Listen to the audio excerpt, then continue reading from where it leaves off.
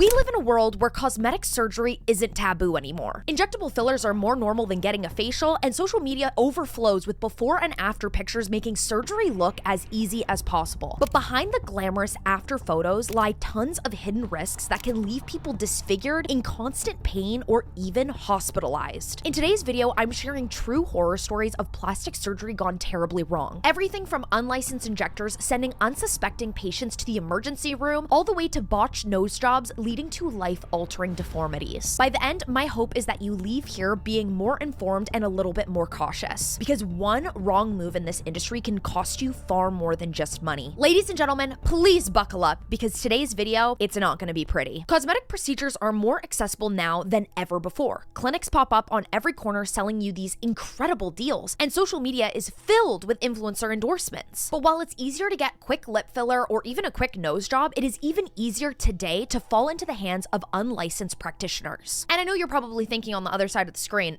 nah, not me, I won't fall for that. I know a scam when I see one. But in the era of social media, it is far too easy for people to steal content and use it to sell scam products or services.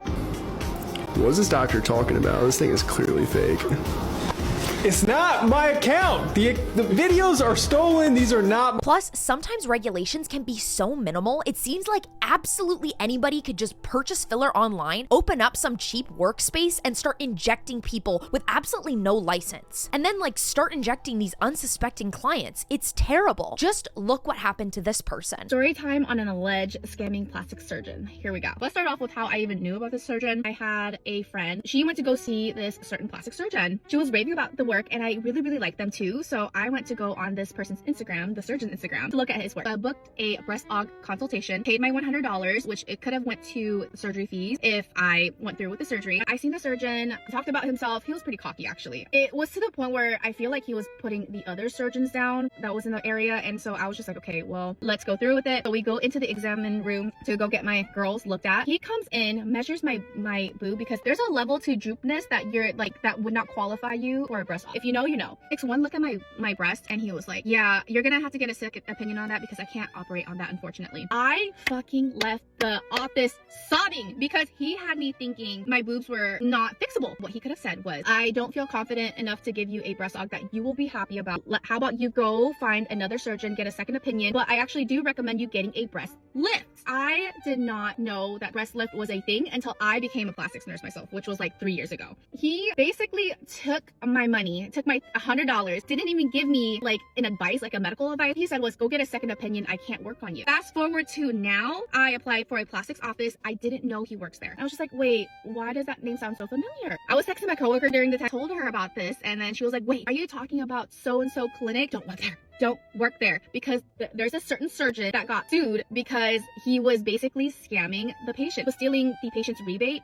And I'm guessing that there was a promotion going on with the implants or something, and the patients get a rebate, but then he got to pocket it. The article I was reading, apparently he was also buying reviews. He was photoshopping his work. Now, this plastic surgeon that she's mentioning in the video apparently isn't one at all. If you go to the comment section, you would not believe what you see on this video. Guys, it is so much darker than you think. He's not even a plastic surgeon. He completed his fellowship with AACS, which is not recognized by the ABMS, which is the main governing body for surgeons. And then look at this. Allure Aesthetic Seattle, NW Face and Body Kirkland Bellevue, and the Gallery of Cosmetic Surgery Linwood are all owned by the same person. All locations have a handful of alarming reviews. So I decided to look up these clinics and see what these bad reviews are all about, and this is what I got. I've had surgeries by several cosmetic surgeons and have always been very happy. Some of those plastic surgery offices have called the doctors here and at Allure, the same company, a chop shop. I did not listen. I thought it would be hard to mess up, and it was cheap. Oh my gosh, this is terrible, you guys. I was wrong. My body is ruined. First off, this particular procedure, we never did a consult. It was relayed through Isabel, his coordinator. He said I needed to pay extra to make it all look good. I thought this meant he would make it match my stomach. You cannot do a Mons lift without making it match the same stomach area. I booked the surgery thinking he'd be at the pre-op appointment like normal. He wasn't. I was sent to Linwood and didn't get to talk about it. Ludwig Allegra also told me to get in great shape to have the surgery, this should also mean that my surgery should look good if I gained weight as well. And if I needed a tummy tuck, he would have turned me away, not done a half job. The stitches are way too tight and uncomfortable. The skin was hiked up too far, and the pictures speak for itself. The other aspect that I am livid about is this. I came in to request a revision and see what he can do. All other surgeons offer a free revision if not up to par. He spoke over me when I was voicing my concerns, gaslighted me, and was very rude. He offered to do lipo for $2,000, which would not even fix it. They never came back to get me from the room, and I left his office in tears. I wish I never did this. I didn't even need anything. Be in mind that if you're reading reviews, this company was sued and we were sent restitution because in their contract it stated you could not write an honest or bad review, and now you can. I've posted some pictures of the scar. There are so many red flags that are already arising when I read some sort of review like this. The fact that this person was not at a pre-op appointment, the fact that they were not allowed to have any sort of negative reviews, the fact that it was known as a cheap procedure. You guys, there is no such thing as cheap in the world of surgery. You not only are paying for the plastic surgeon's time and their service, you have to pay for the anesthesiologist if you are being put under general anesthesia. And say, for example, if you're doing implants, you're paying for the implants themselves. None of this is cheap. This is all very expensive time and work and effort. If you're staying an entire day to heal after your surgery, that's also going to cost you a lot of money. Almost 3 months ago, I had a tummy tuck with Dr. Allegra. I removed some of the leftover skin from my abdomen, but I still complain about my sagging abdomen, and I don't cut the lateral parts of my abdomen that reformed this horrible, looked like a kindergartner's child made a heart. I was also excited to be able to wear a swimsuit again, and I'm upset that I spent $12,000 on something that was a total disappointment, where I told him about my discomfort and he said that everything is perfect. This man is literally doing surgery where women are left uncomfortable in their own skin. They can't even move. The stitches hurt. I'm getting angry. They called to tell me that they know that I'm not happy with my surgery and that they can only fix my belly button, that the facility I have is part of my body, and that the sides look like a flat tire are fine. That's part of the silhouette. And they show me the before and after so I can agree to see how my abdomen was before and now. And I know there is a difference, but it's not a perfect surgery. This is horrible. Now, let me just start off by saying that, of course, not all doctors are scammers. There are incredible doctors and incredible plastic surgeons out there. And I'm sure that many are very legit. Just look at this comment. Oh, I have a consult with them on the 27th with Dr. Patel. Dr. Patel is amazing, and I work with him personally for 2 years. Most likely, there are legit doctors that are working at a clinic that is owned by a really scammy person like this Dr. Allegra. So surprisingly, this is actually a lot more common than you think. And it's happening all over the world, not just the USA. Now, I am not kidding when I say that thousands of people are flocking to countries like Turkey, South Korea, and more, all because the plastic surgery there is cheaper. Now, of course, you guys already know about medical tourism. We've talked about this so many times on my channel, but this is something we have to discuss. POV, your Middle Eastern family goes to Turkey to get plastic surgery. First of all, unreal noses, sorry. The whole family!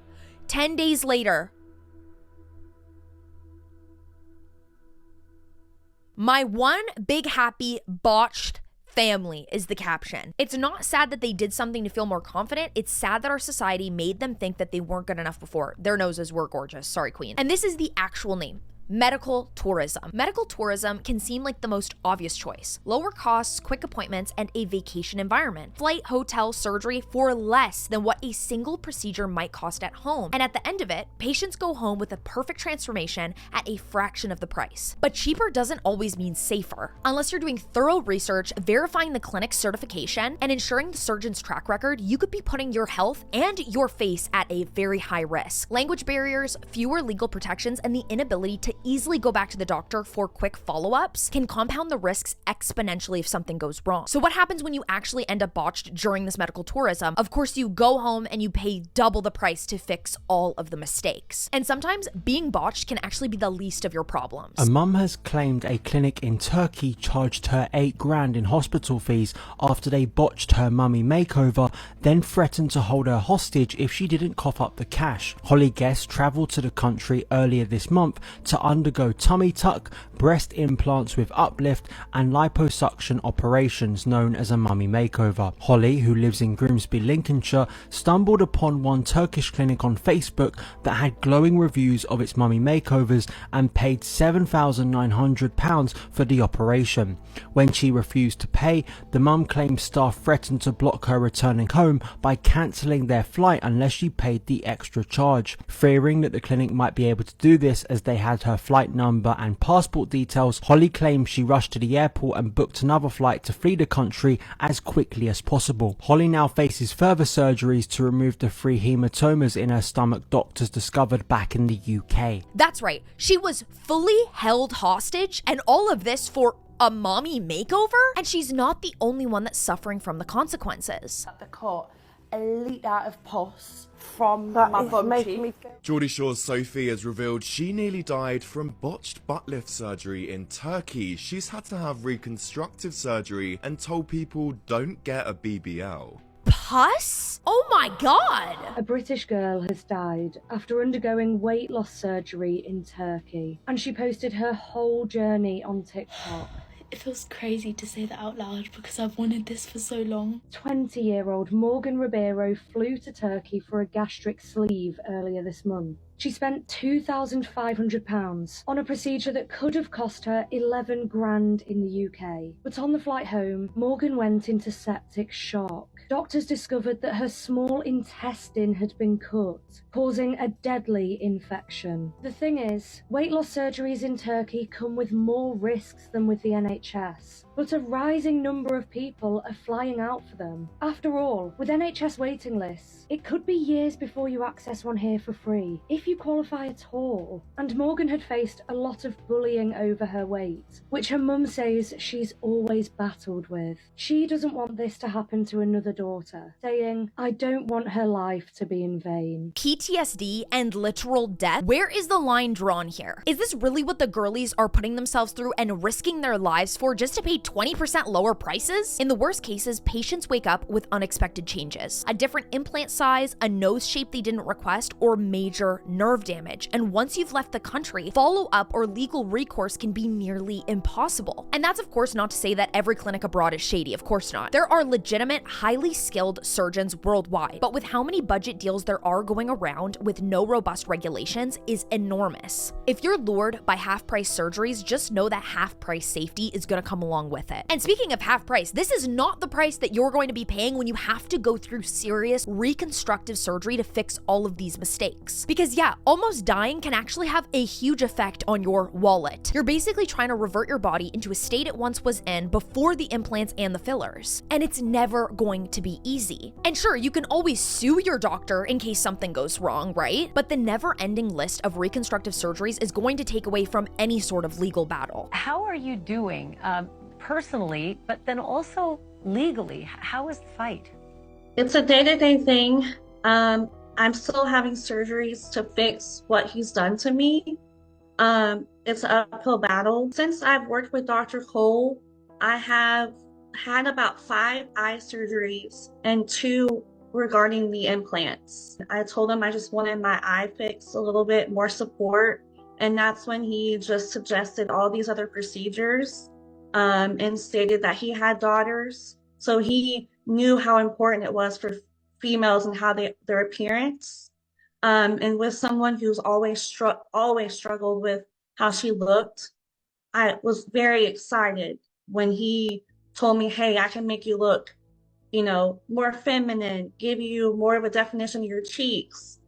I trusted his opinion. The fact that you trust somebody with this level of insecurity that you've carried for such a long time, and your hopes is that once you get the surgery done that you're going to feel that much better about yourself, and you only feel significantly worse, it is a horrible thing. This is why we have to learn to love ourselves. The lack of compassion in these comments is so sad. This lady had a literal birth defect that affects her eye muscles and trusted this doctor to help her, only for him to disfigure her. Disfigurement or massive scarring might require multiple reconstructive surgeries to try and get you back to your original appearance. Chronic pain, nerve damage, or partial numbness could persist indefinitely. Of the plastic surgeon who I feel wronged me and caused me emotional lifelong damage. All I had asked for was a slope and a lifted tip. Slight slope, by the way. He basically presented this procedure as a walk in the park. Nothing he couldn't do. I saw how easy he thought this was, and I honestly felt pretty good about it. I was like, okay, if he thinks this is so easy and like so doable, let's do it. After sitting down and speaking with her plastic surgeon, Samara felt pretty good about the situation. Super important side note here, we walked out of that office without a quote. Hey girl, well, can you tell me the total? He said that your total will be $21,000. However, We decided to go through with the surgery. I had to make a life-changing decision in practically less than 5 minutes. The reason he was late and very visibly upset was because a receptionist at the surgery center messed up his sandwich order, and this made him angry. Very angry for someone who's about to cut someone's face open, right? From this point, my surgery was supposed to have started 30 minutes ago. It is at this point where he tells me he does not think he can do the slope and lifted tip at all. So he asks me to pull up a picture of what exactly I'm expecting. Why are we asking for a reference picture 20 minutes before I'm going under the knife? Even less obvious complications like Botox can take forever to be reverted. So I'm not gonna lie, this video is making me so upset to put together. I appreciate everyone telling me that my mouth will be back to normal before I know it, but today is exactly 4 months since an injector hit my DLI instead of the DAO, and it caused me to have the most severe crooked smile. 4 months later, I am still very crooked. Not as bad as week 1 through 8, but I'm really getting nervous that this is just my mouth now. If any injectors out there wanna hop in and do wet or stitch this and reassure me that I'm not stuck like this forever, I would appreciate it. I just cannot believe that this is month 4. We also see the psychological damage like body dysmorphia intensifying. A person who wanted a minor fix can end up spiraling into a cycle of constant revision surgeries. In some cases, as with those who were injected with foreign substances, the body responds unpredictably over time with something like lumps, inflammation, and even increased risk of infection even years down the line. Experience was far from what they'd hoped. Stacey's end result, even less so. On the day of the surgery, we were on the bed and the man came in and he took the cash off us on the bed, and then we were wheeled down to the surgery. The anaesthesia man, he put the mask on, he says, "Time for sleepy, bye-bye." The next thing, I woke up and I didn't feel right. We were left for 4 or 5 days walking around with these drains just dangling, sewn into your armpit. I had to empty the bulb into the toilet, and the men are kind of tipping into a jug and measure what's coming out. When you look at your breasts now, how do you feel? I hate looking in the mirror. I'm so I was self-conscious anyway about them, which is why I wanted them done, and it's changed it in a different way. I'm embarrassed. I just don't want to look at them. That is why the research is so incredibly important, that you know who you're going to, that you understand your doctor. The fact that he said sleepy, sleepy, bye-bye. Do you know that sometimes there are complications with anesthesia? Like, they're putting you under.